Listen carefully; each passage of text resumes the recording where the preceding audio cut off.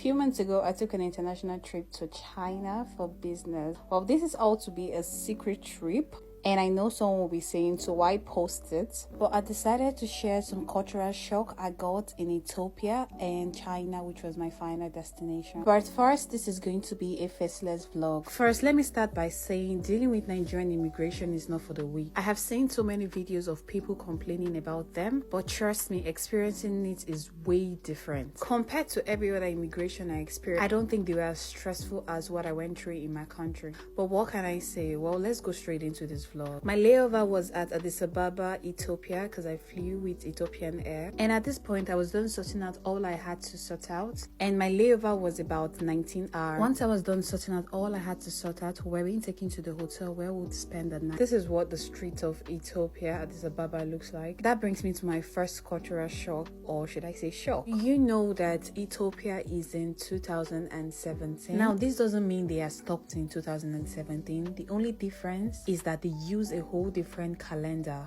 When I learned about this, I was in complete shock. Anyways, this is what the view from my room looks like at day and night, and it was beautiful. I didn't expect to get just one room to myself. I literally thought I would be sharing. Well, this was the next morning. We had a breakfast buffet.